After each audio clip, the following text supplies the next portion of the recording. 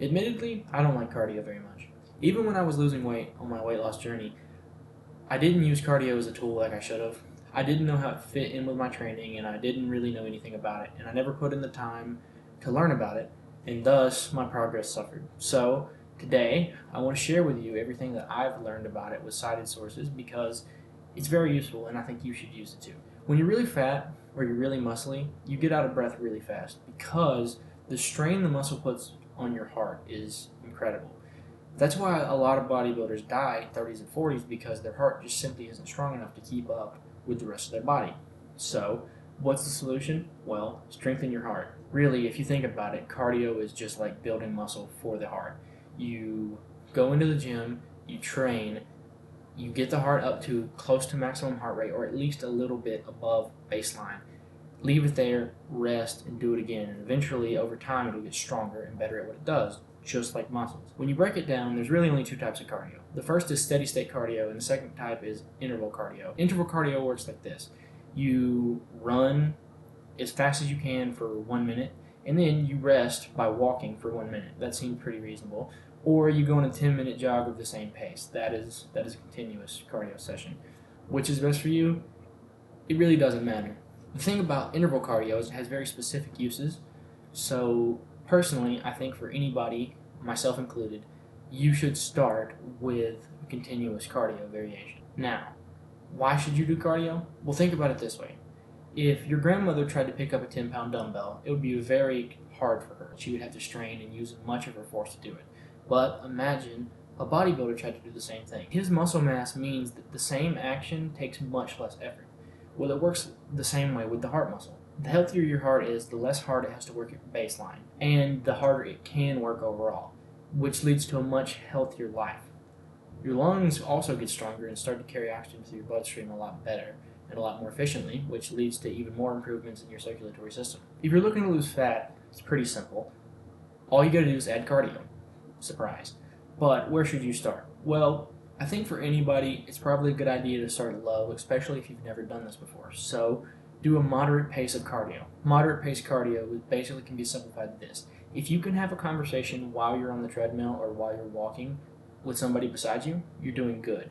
If you go a little bit faster and you can't, that's perfect. You need to back it back down until you can have a conversation at a reasonable level while you're doing your exercise, and that is counted as a moderate pace.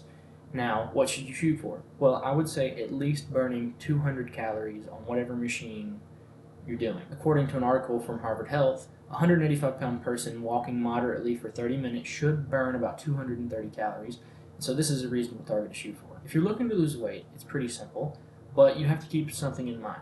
So, in a human, you can effectively determine how many calories you burn on a daily basis by this simple equation. Your BMR, your basal metabolic rate, which means how much energy your muscles, your fat, your organs, all of it use at basically complete rest. So if you were laying in bed all day, this is how much energy it would take to run your body, plus exercise, plus NEAT, non-exercise activity thermogenesis. Now, this means things like shaking your leg, pacing back and forth, little things throughout the day that burn calories. They add up quickly, and you can have somebody that can burn nearly 1,000 calories just for their little random action throughout the day.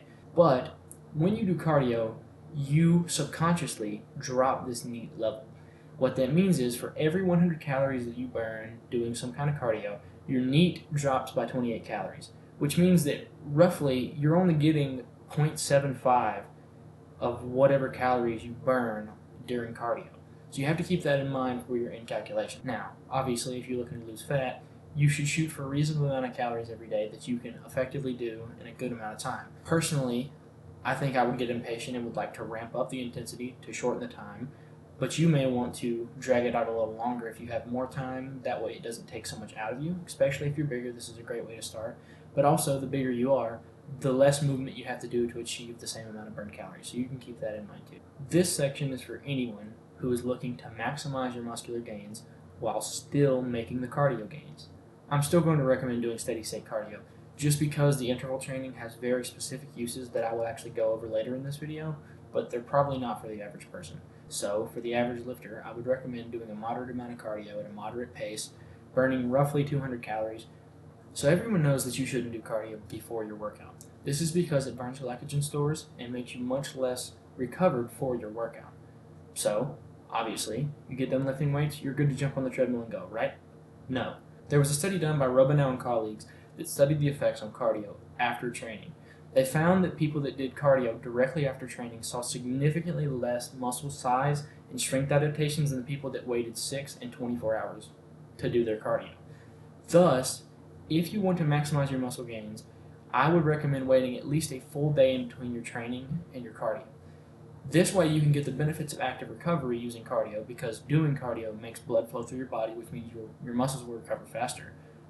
But you also don't have to worry about any interference with your muscular size or your muscular strength gains from doing the cardio. But another caveat is, if you're going to do this, you need to make sure that you're doing low impact exercise, which means that instead of doing treadmill or running, you need to be doing stuff like elliptical or biking. This way you can max out your heart and your lungs without taking a toll on your lower body or your joints, as specifically before or after a leg day, this could be either really painful or lead to a great amount of pain in your next day. A short note before we go into the last section of the video. Progressive overload is key, especially in cardio, just like in everything else. If you do the same amount of cardio every day, you'll see some performance gains from it. But it would be like going to the gym and lifting a 5-pound dumbbell over and over and over again for the same amount of reps. Would you get a little increased muscle tone if you were doing nothing? Of course you would. But over time, you're basically getting nothing out of that. So you have two options. You could either, 1, extend the amount of time that you do cardio for, or 2, make the cardio more intense. This is up to personal choice. You can do both at the same time, slightly increase intensity while slightly increasing time. That way it doesn't get so bad so fast. But if you want to continue to be as healthy as possible, you should try to ramp up your cardio training at least a little bit from when you start. For those of you out there looking to expand your VO2 max, which has been correlated with a long, healthy life and especially good cardiovascular health, you should look into HIIT, high-intensity interval training. This is good for those of you that don't have a lot of time to do this, especially if you're trying to train 6 hours after your workout instead of 24 hours, trying to fit it into the same day. That could cause a really bad time crunch. So what is HIIT? Well, it's interval training, like I said earlier, which means you're going to go at one intensity and then a lower intensity on a cycle. So what you do is, for a certain amount of time, you go as hard as possible, all out, and then you rest. And you only do this for a couple cycles because you're going as hard as you possibly can, and your body can't withstand so much of that. But what it does, it effectively redlines your heart. It makes your heart top out at the fastest beats per minute it can go, and over time it will climb, and it'll greatly improve your cardiovascular health. Alright, I know that was a lot. I had to look into a lot of that myself, as, like I said, I really need to do cardio, especially on the bulk. I've noticed that I'm more out of breath than I usually am. That's not a good thing, and especially if I'm looking to put on more muscle over time, I need to be fit in every single way. And this, including stretching, is things that I really need to focus on, because just being able to lift a lot of weight doesn't really mean anything if you don't look the part and if you aren't healthy in other areas of your life. So anyways, I hope you enjoyed this video. Thank you for watching.